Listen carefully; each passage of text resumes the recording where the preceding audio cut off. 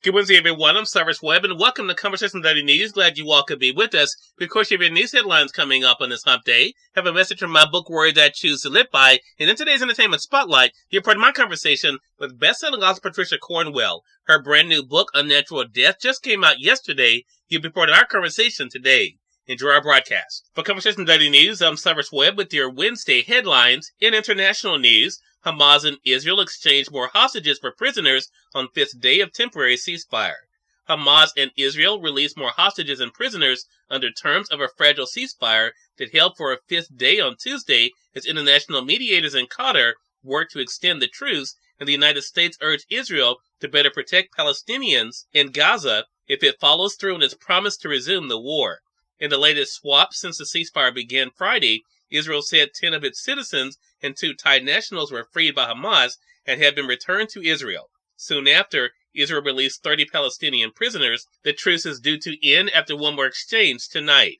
For the first time, Israel and Hamas blamed each other for an exchange of fire between troops and militants in northern Gaza. There was no immediate indication it would endanger the truce, which has enabled humanitarian aid to flow into Gaza. The CIA Director William Burns and the individual who heads Israel's Mossad intelligence agency were in Qatar, a key mediator with Hamas, to discuss extending the ceasefire and releasing more hostages, a diplomat said on condition of anonymity because of the sensitivity of the talks. A U.S. official confirmed Burns was in Qatar, speaking anonymously because the director's travel plans are not publicized for security reasons. U.S. Secretary of State Antony Blinken was set to visit the region this week, also with an eye to extending the truce.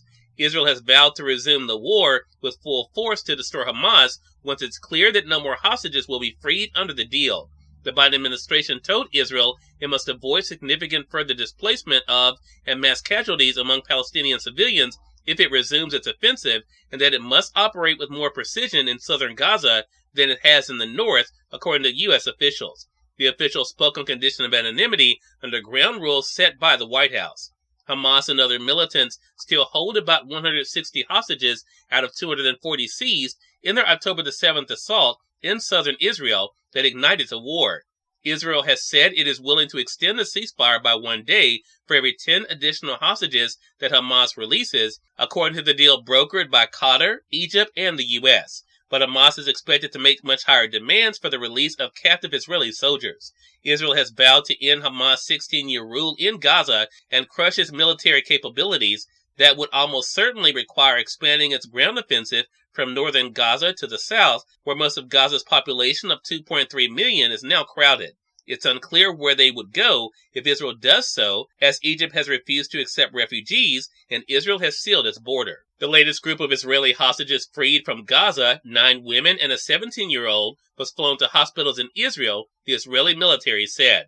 Tuesday's hostage release brought to 60 the number of Israelis freed during the truce. An additional 21 hostages, 19 Thais and 1 Filipino, and 1 Russian Israeli, have been released in separate negotiations since the truce began. In national news, Charlie Munger, Warren Buffett's sidekick at Berkshire Hathaway, dies at 99. Charlie Munger, who helped Warren Buffett build Berkshire Hathaway into an investment powerhouse, has died at a California hospital at the age of 99.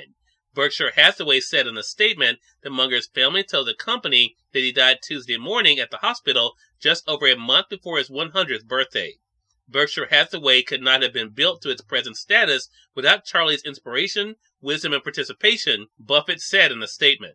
Munger served as Buffett's sounding board on investments and business decisions and helped lead Berkshire for more than 5 decades and served as its vice chairman. In more national news, Rosalynn Carter honored by family, friends, first ladies, and presidents, including husband Jimmy. Rosalynn Carter was memorialized on Tuesday as a matriarch who felt most comfortable among the impoverished and vulnerable, as she was mourned by a rare gathering of all living U.S. First Ladies and multiple presidents, including her 99-year-old husband Jimmy Carter. The tribute service marked the second day of a 3-day schedule of public events celebrating the former First Lady and global humanitarian who died November 19th at home in Plains, Georgia, at the age of 96.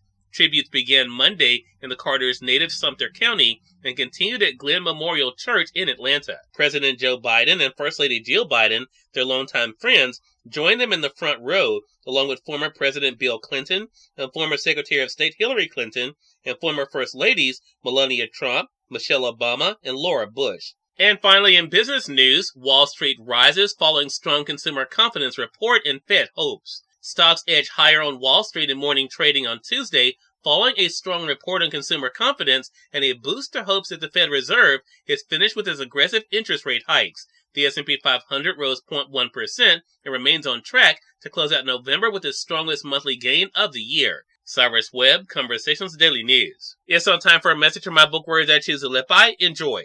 Good morning to everyone. I'm Cyrus Webb, and welcome to Words I Choose to Live By. Today, worry less, love more, and be open to all that the Creator has in store for you. If you want to be filled with His blessings, you have to leave everything else behind.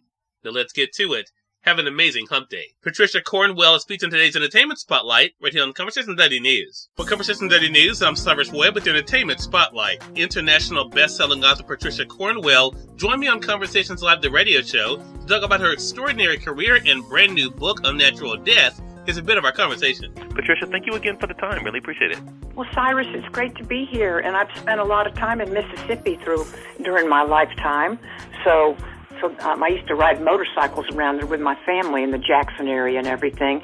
But the Scarpetta series, you know, I was inspired to create the Kay Scarpetta character way back in the 1980s when I started doing research in the medical examiner's office in Richmond, Virginia, never realizing that was going to just overtake everything that I did and become of such interest to me that I made Scarpetta a main character.